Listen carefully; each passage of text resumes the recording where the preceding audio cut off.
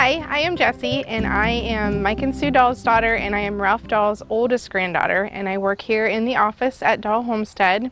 We are celebrating being on this farm for 100 years this summer, and we would like to tell you a little bit about us. Well, I'm Pete. I've been the hog man at Dull Homestead Farms for over 40 years. I wasn't around back when the farm started, obviously, because I'm not 100 years old yet. But Grandpa had some hogs. It was a regular farm with some hogs and some cattle and some chickens and a little of everything. And my understanding is he got up to about maybe 20 sows, 25 sows. And then in the early 50s, when my dad Ralph went off to do his alternative service, he was gone for a few years, so Grandpa sold off all the hogs. He couldn't handle all that. When Dad got back, they started up with the hogs again. And when Grandpa retired in 1960, he had been more interested in raising Angus cattle, and Dad wanted to be more with the hogs, so they sold all the Angus cattle, and Dad expanded the hog operation. And we got up to about, I think about 200 sows. I started out 1976 when we incorporated. Dad had hired my brother Mike to help with the hogs, and that was his niche. And then when I came on board, I was doing some of the field work. And after a while, we realized that Mike really didn't like doing the hogs, and I really didn't like driving tractors around in circles in the field. So we switched jobs, and that's really worked out well. I really enjoy the hogs, and the most fun part is, I guess, making genetic progress, seeing how the sows improve with litter size and milking ability, and how much faster the hogs can get to market and all that sort of thing. When I first started out, my sister Becky was helping me in the farrowing house, and she did that for a few years until she started having babies. Well, then Jim came on board and took her place, and so he worked in the farrowing house with me for quite a few years. In 1994, we made a major expansion, went up to 500 sows, and Jim was handy at construction, and Sherry Dahl, Kevin's wife, was looking for a job, and they were living there at the farm, so it was real handy for her to come across and take care of the baby pigs during that time. Then later she decided to be a teacher, and so I was looking for somebody to help with the hogs, and contacted Scott Oswald. I heard he had an interest, and he had already been raising show pigs. So I talked to him, and he kind of started out part-time, and after a bit he said, I really like doing this. Is there any way I can be full-time? So Scott's been helping me now for about 18 years, and is still doing that. So now back to some of the history.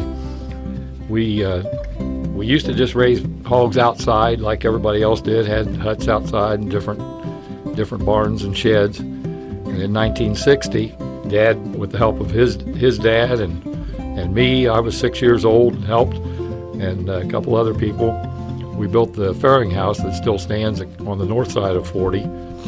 And it was just concrete block pens with an alley down the middle that he scraped the manure out into the alley and then pushed it out of the barn. Well, later on, the idea of slats came into hog raising. So Dad went around with just a handyman jack and would jack a little area of the barn up, put blocks under it, move on down, jack it up, keep going around the barn, jacking it up a couple inches at a time until he had jacked the whole building up 3 feet. Then poured concrete walls around it to make a pit. So that barn's it's almost 60 years old and still working. Some of the other buildings that we built was in 1973. I remember that because that's the year I got married. I helped Dad build the finishing barn, which stands directly north of the farrowing house.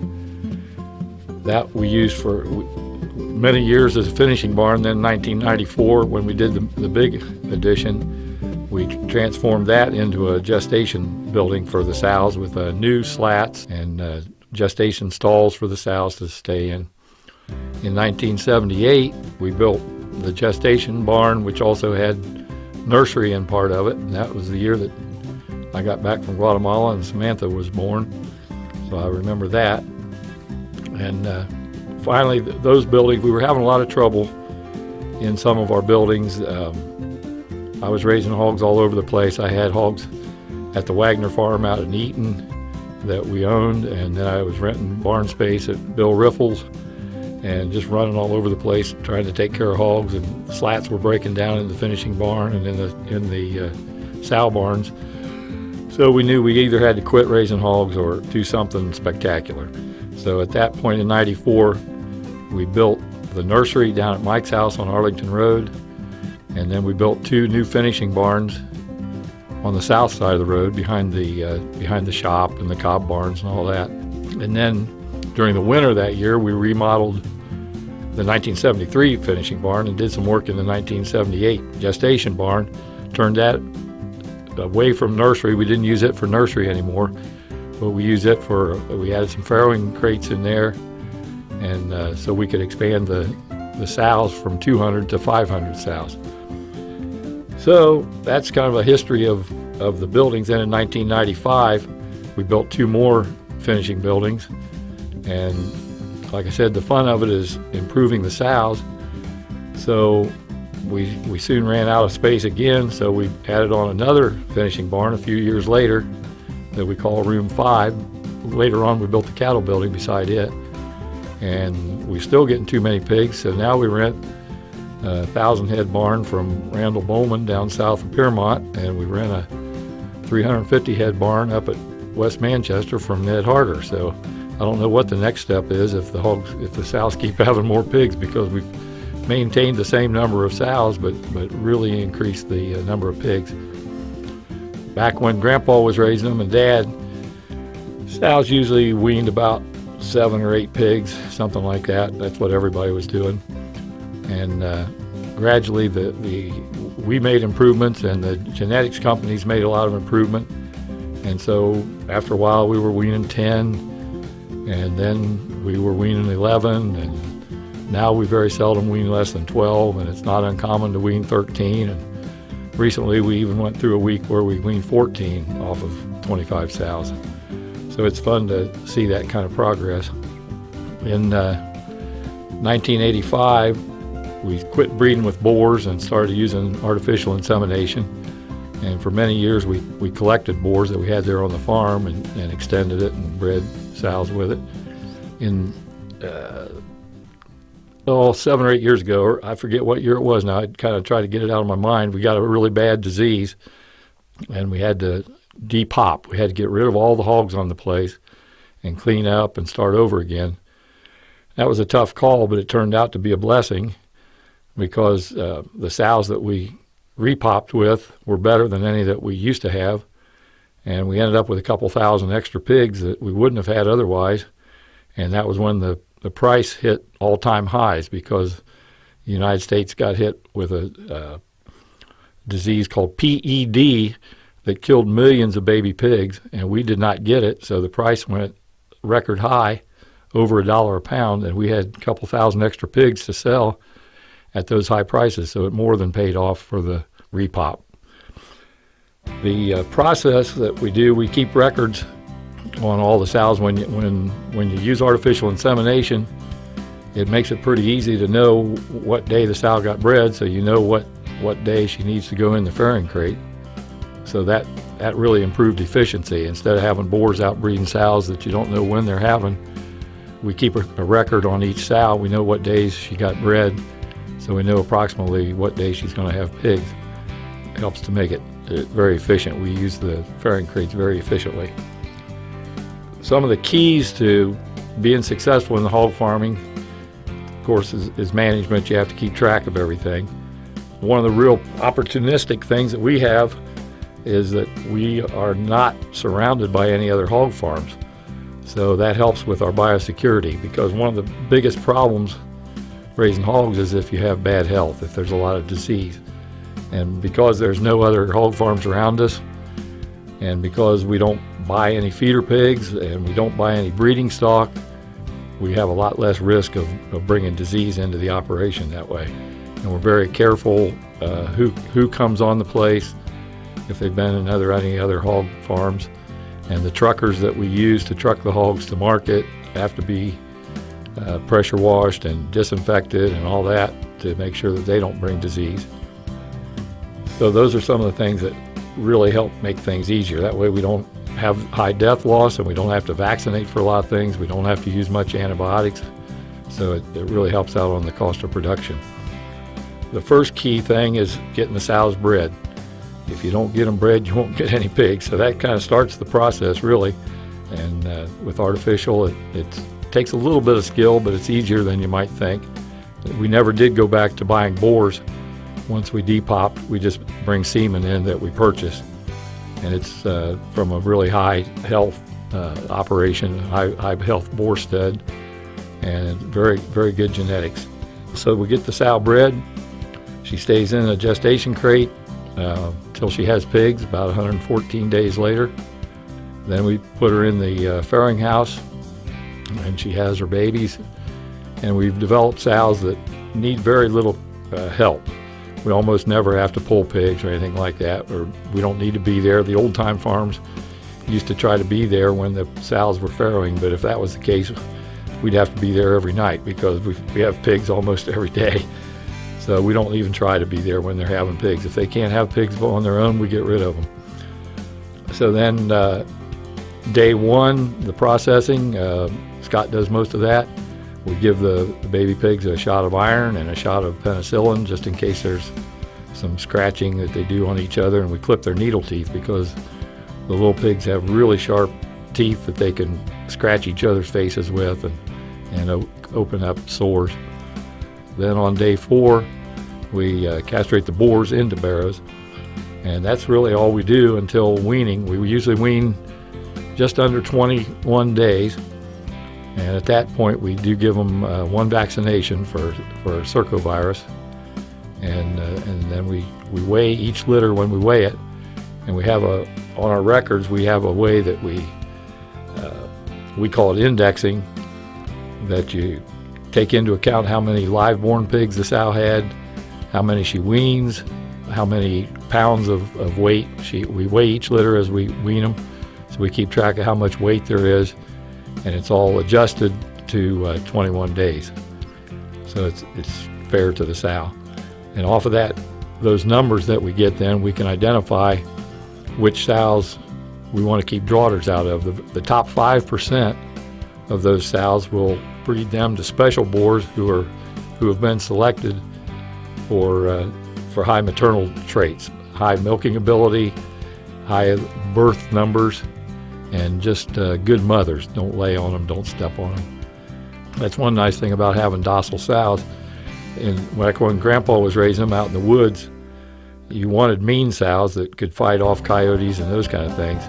But those mean sows could also hurt you and oftentimes killed farmers or kids. So now we don't keep any sows that show any signs of aggression. If they act like they want to bite you, they're gone. And so after time, you can select for sows, and we can transfer pigs around at any time. We can add pigs if one sow has 18, another sow only has 10. We can even out the litters. Or then at the end, if we have maybe 10 or 12 smaller pigs when we wean, we can throw them on a sow and she'll accept them and raise them just fine without any trouble. So it's really nice to have good sows that are docile. So then the pigs are weaned and they go down to the nursery at Mike's house. The first few days we feed them a real high quality pellet to get them used to being on solid feed. And part of it is we put a little bit on mats, on rubber mats, because pigs are used to all getting up and eating at the same time. So the feeders that we have in the nursery can only feed about 5 at the same time. So when we put it on the mat, they can all get up, all 18 or whatever can eat at the same time. Plus, we put a little water on it, kind of make it juicier, kind of like putting milk on cereal. And we just want them to snuffle around and get some on their noses and start eating solid food. They're not used to eating solid food.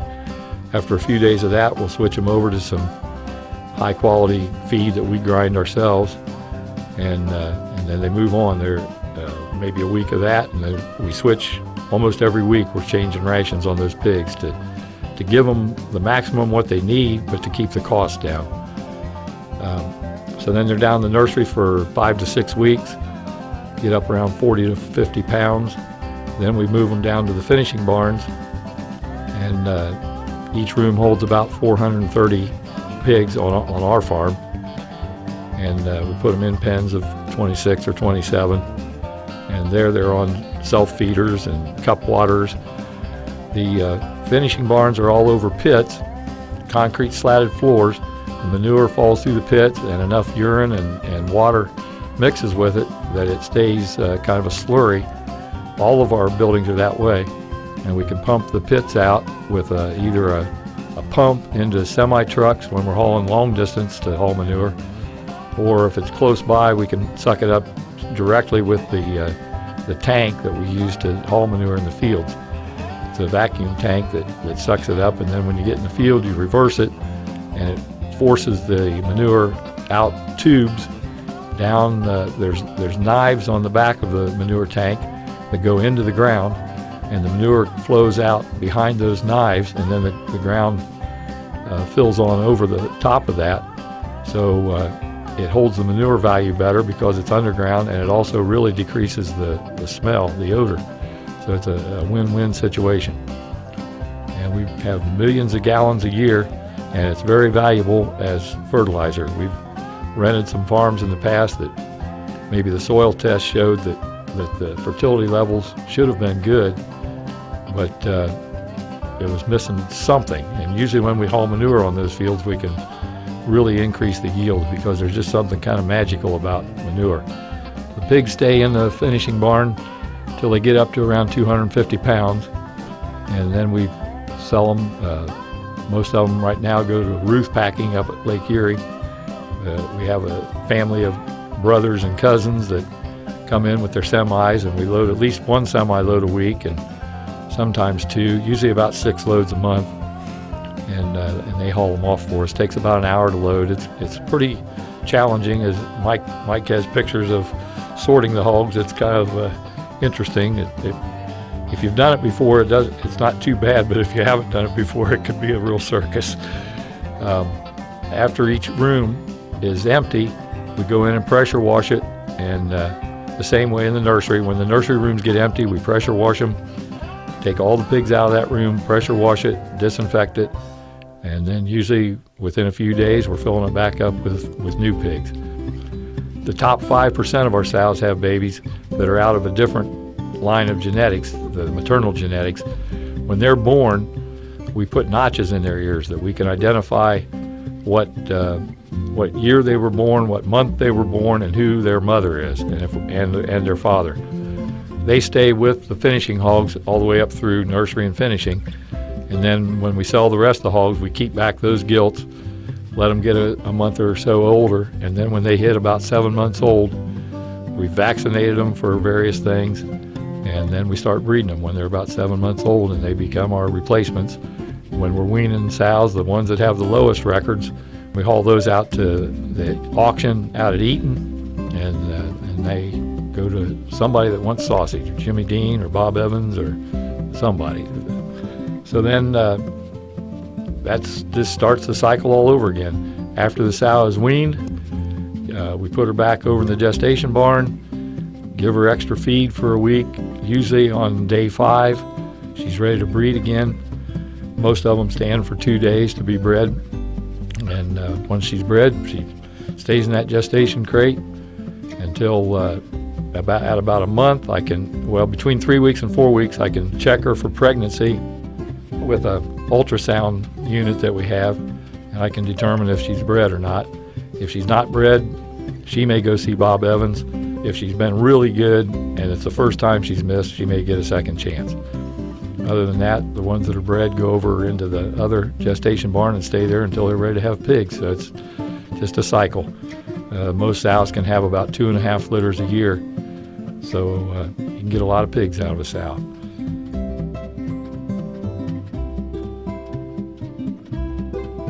I'm Kevin Dull.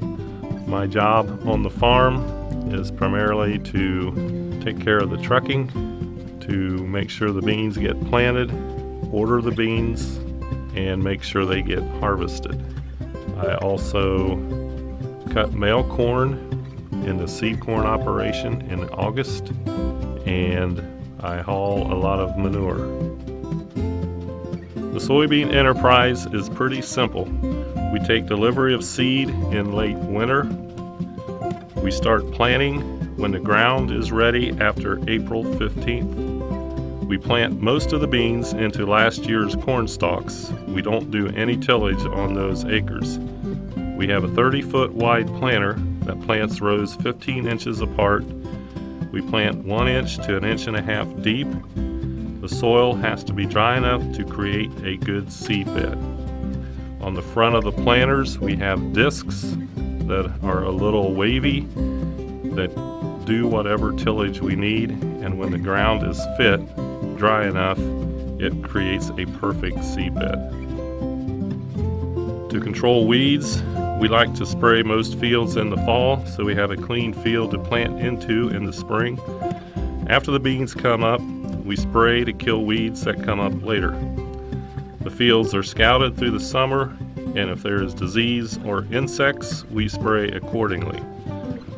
In the fall, we'll start combining after the leaves drop off, hopefully in September, and the moisture on the beans is under 15. Beans can vary in moisture in one day from 14 down to 10. So it's very crucial that we get as much done as we can when the moisture is right. The seed company likes the beans to be between 10.5 or 11 and 14 for best quality for the seed beans. If the beans are too wet, they will mold in the bin. If they are too dry, they will split or crack, and the germ won't be any good. We grow seed for seed consultants, so the quality has to be very good, and we have to do things a little different than if we were just growing them for a commercial company. We use a grain cart, which is a big cart with an auger on it. We dump into the cart while we're combining. It saves time because we don't have to stop at the end of the row and dump into a truck. And if we are at a place where we can't get a truck to very easily, we can take the grain cart from the combine to the truck and not have to take the combine up to the truck each time. We have 600 acres of non-GMO beans, which means they're not genetically modified. We raise those for a company in Portland, Indiana called IOM. This year we have 600 acres of genetically modified beans, which are Roundup resistant, and those will go to seed consultants in Washington Courthouse, Ohio. The rest of the acres of beans are commercial. Most of those, if not all, will go to Cargill in Sydney. Sometimes we'll haul to Consolidated Barge on the river in Cincinnati. We have to keep each variety separate that we use for non-GMOs and seed. We use a draper head on the combine, which is a rubber belt that acts as a conveyor to bring the beans or wheat or whatever we're combining from the front of the header into the center of the combine. It feeds really even. It's very gentle on the seed. We don't have as much damage, and it's very nice. We also raise wheat. We plant the wheat in the fall. We have a neighbor that comes in and plants with his planter in 7-inch rows. We harvest the wheat in July, around July 4th. That same neighbor that plants the wheat also round bales for us. So we have a lot of round bales from the wheat, and Jake takes the straw back to the farm for bedding for the cattle. The wheat is also for seed consultant.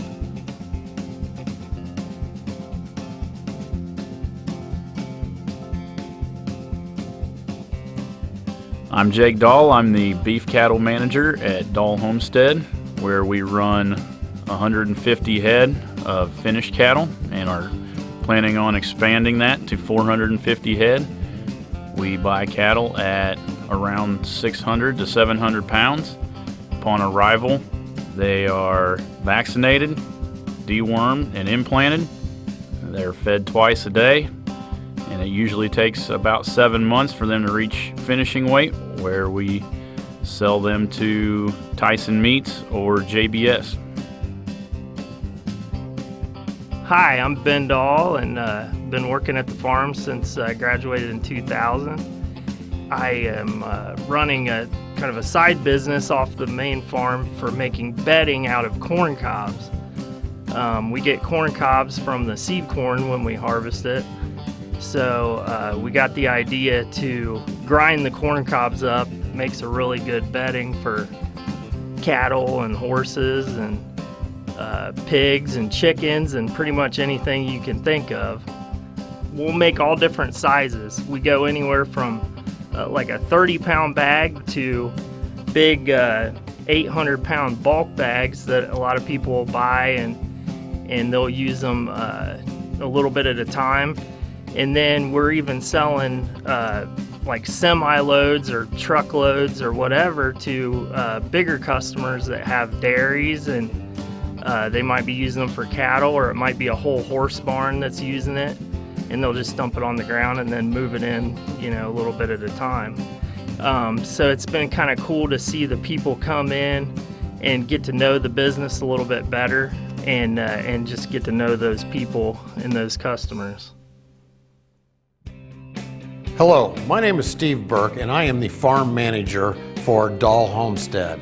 One of the unique things about Dull Homestead, and particularly Ralph Dahl, is he's been an innovator of conservation practices to protect the natural resource base of the land that Dull Homestead owns and operates. Ralph was instrumental back in the 60s, being one of the first farmers to work with the no-till system of farming, which greatly reduces erosion. There have been numerous waterways put in to prevent gully erosion. Ralph Dahl in particular has been very instrumental in getting drainage ditch projects initiated, and there's a program through the Soil Conservation District that initiates a program where all those people that are serviced by a drainage system participate in improving that drainage system, which allows for more productive cropland and a better quality of living for those that may be living in the area but are not farming, and to allow for proper water drainage from their property so that they can enjoy a happier lifestyle as well.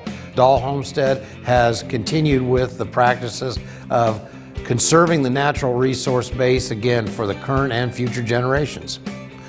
One of the most interesting aspects about the Dull farm here on National Road is that there is an 8-acre wood lot in the south part of the property that Ralph was instrumental in leasing, a long-term lease, to Dayton area metro parks.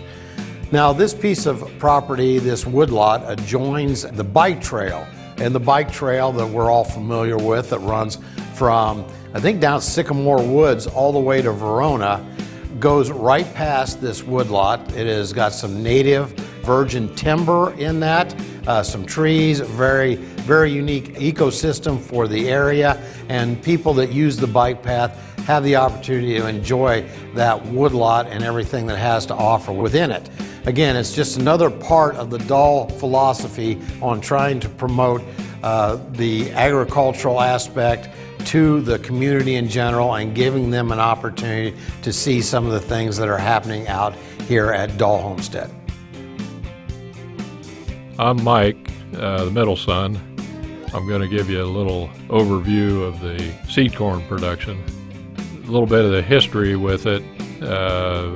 Dad and Grandpa Dahl, and I think back in the late 40s, 50s, they grew seed corn for Walter Rhodes, local seed producer down here on Crawford Road. And so Dad had a little bit of a background and an experience with growing seed corn. Early 70s, Dad was pretty involved with buying Robinson seeds from Robinson hybrids. And in fact, he was an investor, or what they called a key farmer, and served on the board of Robinson. In 1975, when I graduated with an associate degree at Iowa State, Dad, Mom, and Becky and Kevin came out that spring for graduation to help move us home. And while we were there, we visited the black seed farm there at Ames, just kind of see how things were done and get an idea of the process and buildings and all that. And Dad had talked with Cecil about the possibility of producing seed corn for them.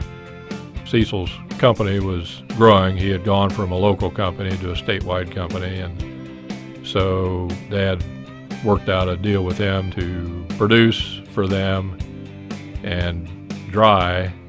We built a corn dryer, seed corn dryer, and dried corn for them, but we didn't condition it. We hauled it all up to Delaware for them to condition. So in '76, Farm Incorporated, and that was our first year growing seed corn for Robinsons. To begin with, I think we had maybe 200 or 250 acres of seed. We produced for them until 1988 when Cecil decided to sell the company. So there were a couple of years there where we grew some wholesale contracts, but we basically didn't have anybody we were tied to. In 1990 then, Chris Jeffries stopped in, and he had been actually working for the company that bought Robinson. And he decided to go out on his own and start his own seed corn company. And he was interested in marketing, but not in production. We were interested in production, but not in marketing, so it was a good fit. And that was a tremendous opportunity for us. Chris and Dan Fox started the company, and it grew more than anybody really could have imagined. And our acreage in seed grew pretty fast too. There have been some other changes along the way. The seed consultants got connected with Pioneer hybrids. We still produce primarily for seed consultants, but everything is through Pioneer, and it's still a tremendous opportunity for us. The seed business is challenging, production is challenging, but I like it that way. There's something different every year. You never can base what you're planning for the coming year based on what happened last year, because it's always different, and there's always something to learn. Part of what makes the seed production challenging is there's a lot of pieces that have to be put together to make everything work out right. And the process starts early in the spring with planning what inbreds we're going to be raising, and the inbreds are pure lines that you cross in order to produce a higher yielding hybrid. You have to know a fair amount about each inbred and both the female and the male, what we call the female and the male. When I refer to female, it's the seed parent that's harvested for seed, and when I refer to male, it's the pollinator. So once we have fields planned out and rolls around the first part of May, end of April, first part of May, we're ready to head to the field. Basically, we plant every acre 3 times. We use a 16-row planter now to plant the seed parent. And in some cases, if the combination is what we call a straightaway, in other words, the female and the male can be planted at the same time, but then we never plant less than 2 plantings of pollinator to spread the pollen out. And primarily the reason for that is if pollen's a little bit late for the seed parent, you're still all right. It isn't going to be, pollination is not going to be as good as you want. If pollen's too early, you're done. If pollen sheds before the silks are there on the female, you're done. So we always plant 2 plantings of pollinator. More often than not, the combination ends up being a split where the female is planted and then both plantings of pollinator are planted after that. And those recommendations on the planting recommendations come from, in this case now, Pioneer, but in the past it would come from the different foundation companies that we get our seed stock from.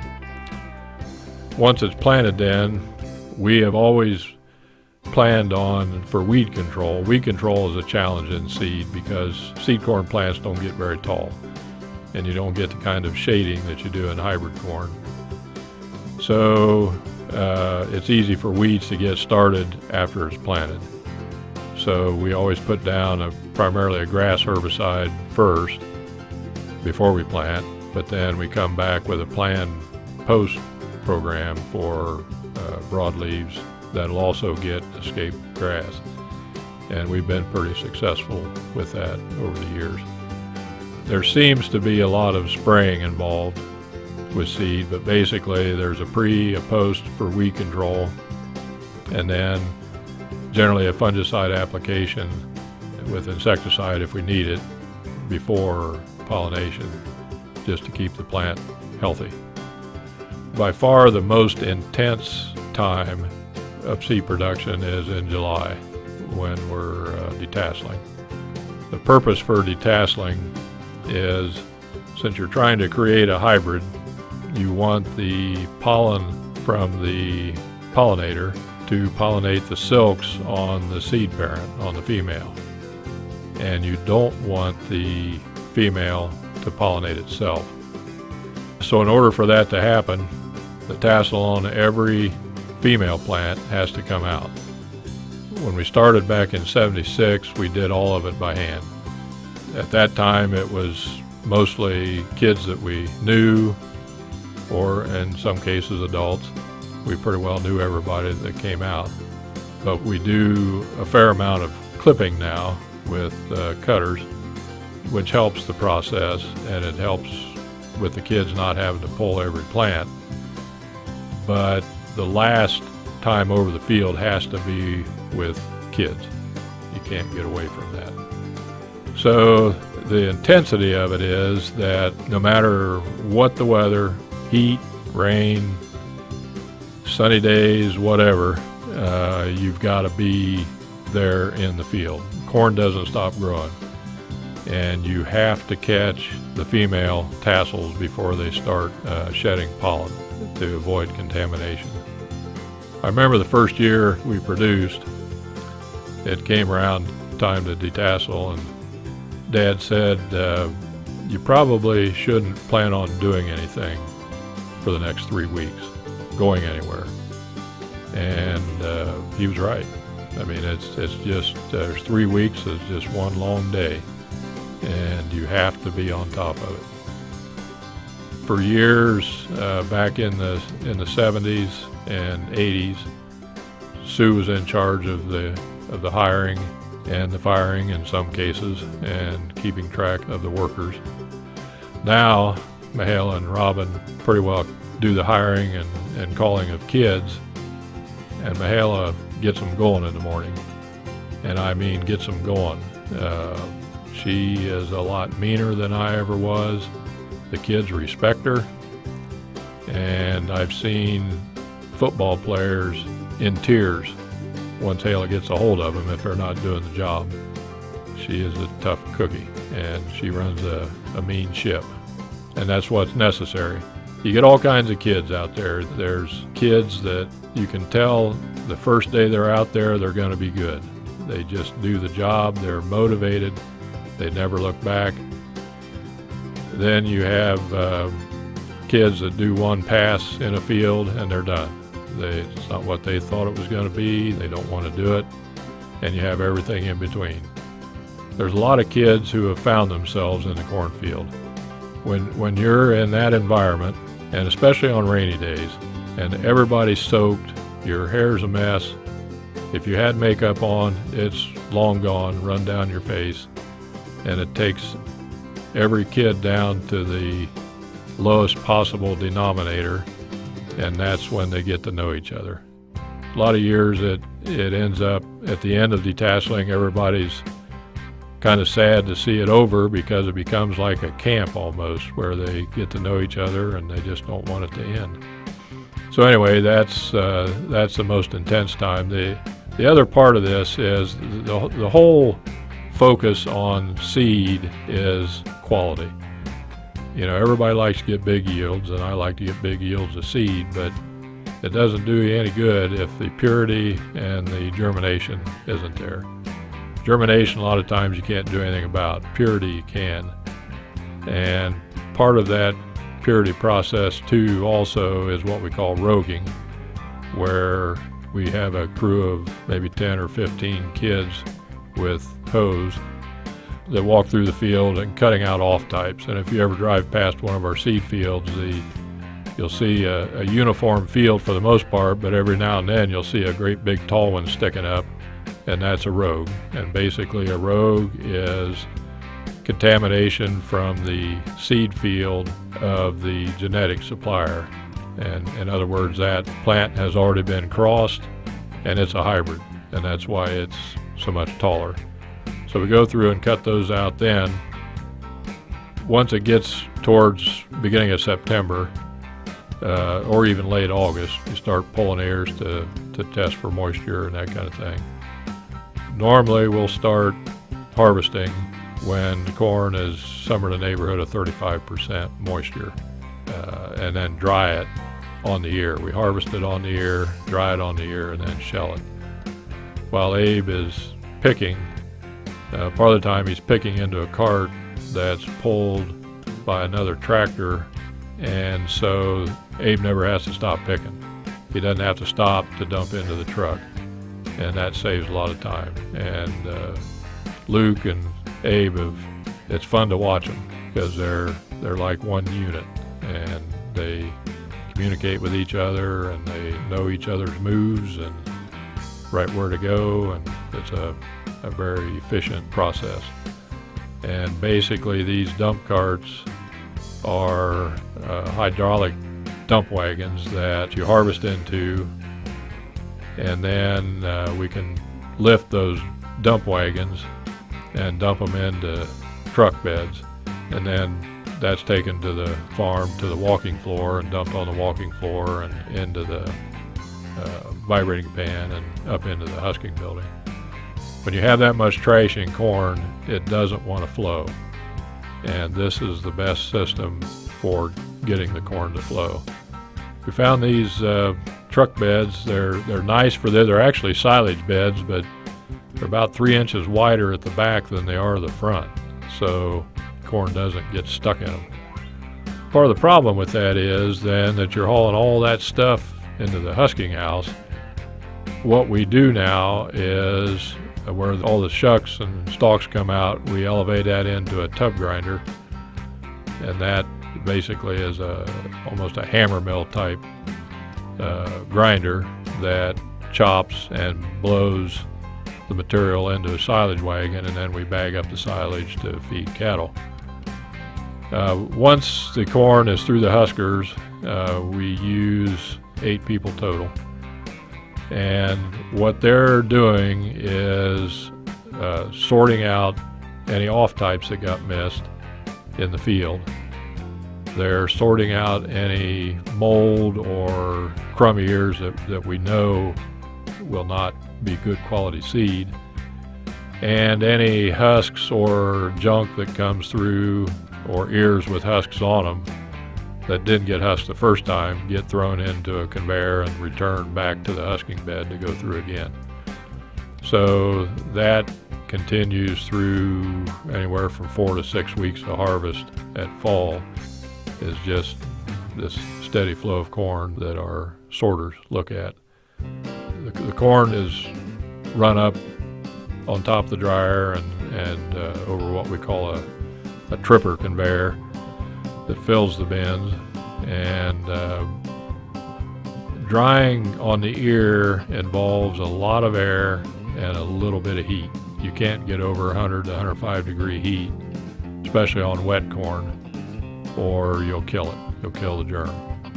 So it's low heat and a lot of air, and as it gets a little drier in the bin, you can bump up the heat a little bit, but it's still kind of a slow process. But we shoot for turning a bin in 72 hours, and we don't always hit that, but pretty much. So each bin has a 50 horse fan, a couple of them have 60 horse fans, and just moves a lot of air.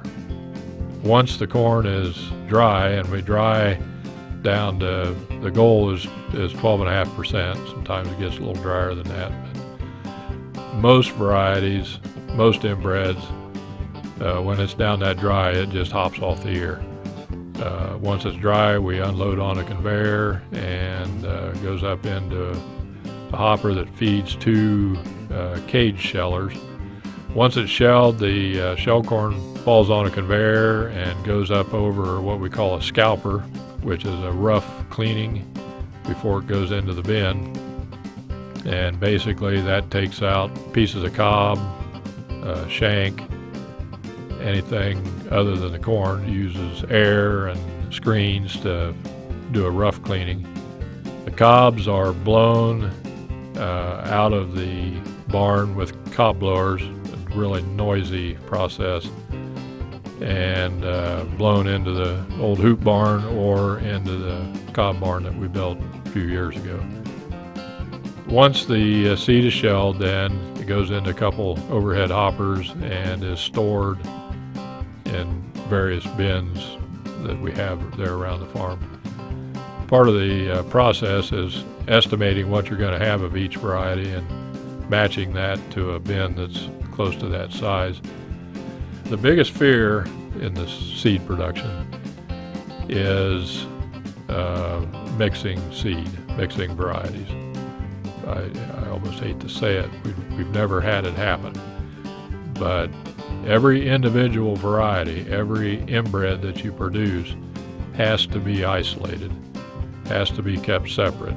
And I think we spend half of our time sometimes cleaning between every variety that comes in on the trucks, the walking floor, husker building, huskers, everything gets cleaned.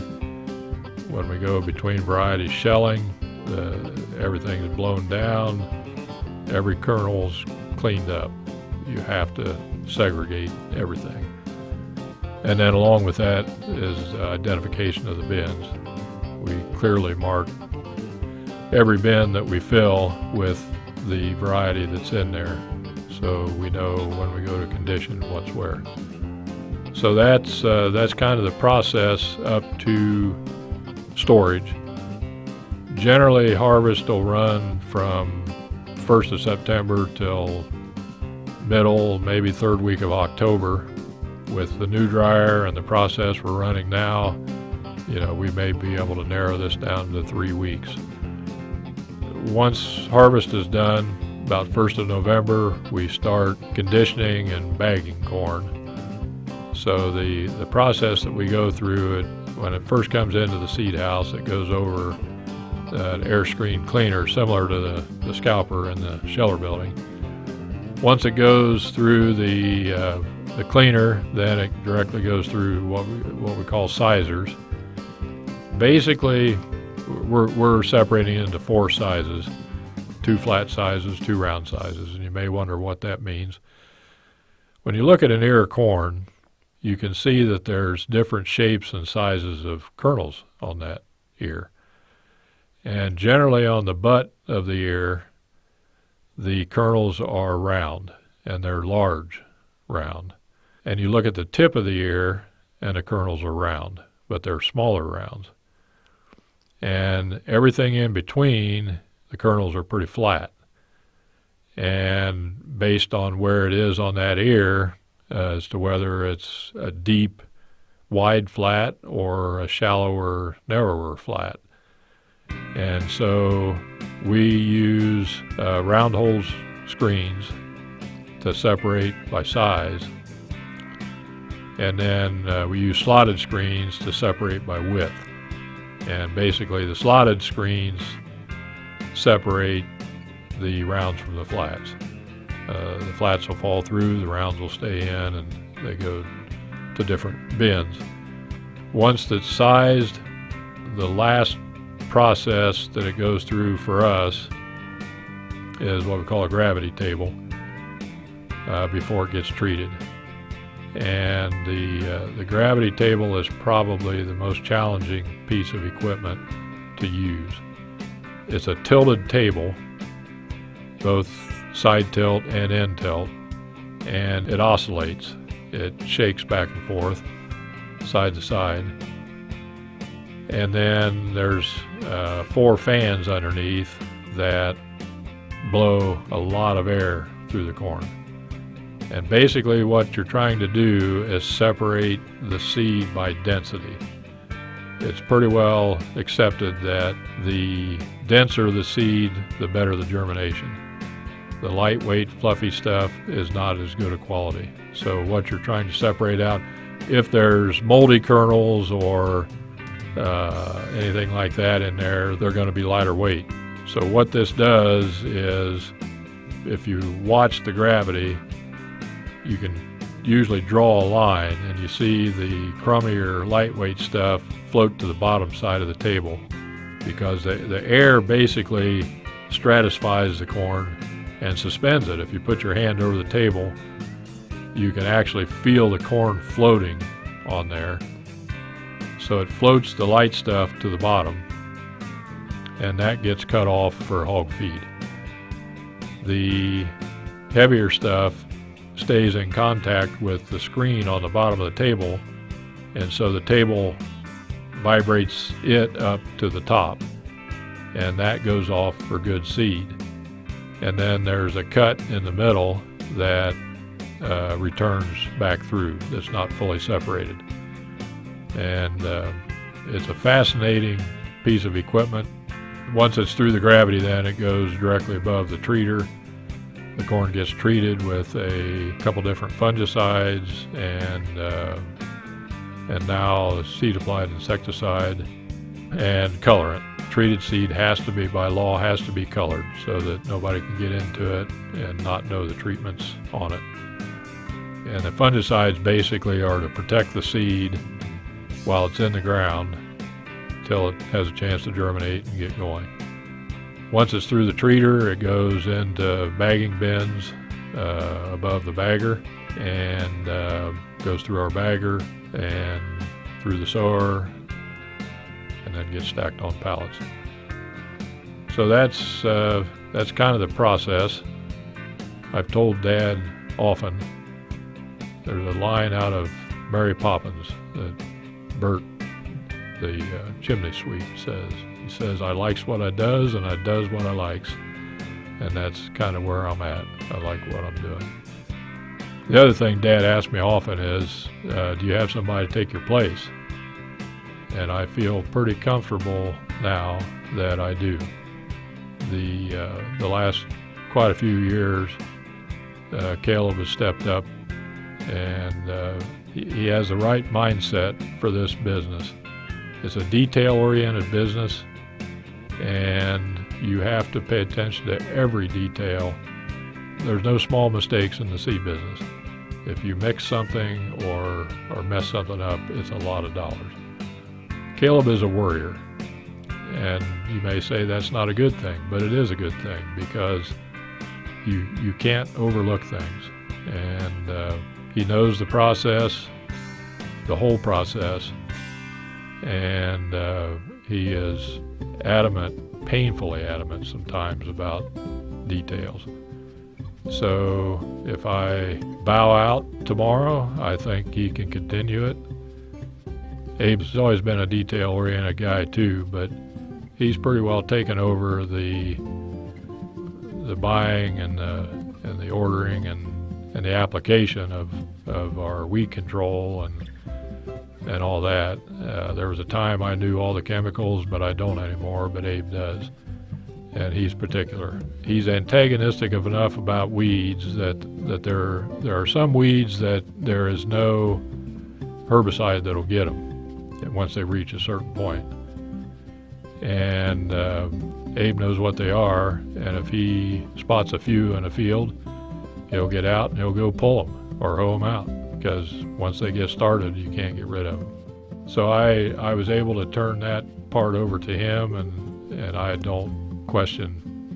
One reason things look in the field as good as they do is because Abe knows what to spray on them, what not to spray on them, and when to get them. Speaking of that, the one thing I've got to say is, and I think part of the growth of our farm, both in size and in employees and the way things are done around there, Dad never had trouble letting things go. You see some farms where the father just insists on doing everything, and the son never has a chance to really get going. When I started there at the farm in 75, I first worked with the hogs, and Dad had I think a week-long meeting in Washington, D.C. or something for Farm Bureau. And before he left, we went through everything, and he'd already showed me about grinding feed and how to do chores in the morning and the farrowing and all that. And so he left, and I had to do it, and I did. And he came back and never set foot in the hog barn again. So I had it through about 1979 or 80, and then Pete and I sat down, and he said, "This doesn't make any sense. I always liked the animals when we were growing up, and you always liked being in the field." And he said, "How about we switch?" So we did. And I think he's happy. I know I'm happy. I like what I'm doing. And he's doing a good job at that, and we've been able to survive the seed business. I never was too motivated to be a rich man, but what you hope every year is that you make enough to be able to do it again next year. So far we've been able to do that, and part of it is the opportunities we've had, and has allowed us to grow and employ the family and keep people there. And I'm very thankful for that. And the future, I feel good about the future. If we can keep the guys there that are there, and obviously there's always generations coming on, and I think we've got some grandkids now that show interest in it. There's just a lot of things about agriculture that you're just not going to find anywhere else. So anyway, that's kind of where we're at, and that's my end of the business, and we hope to continue to have the opportunity to keep doing what we're doing.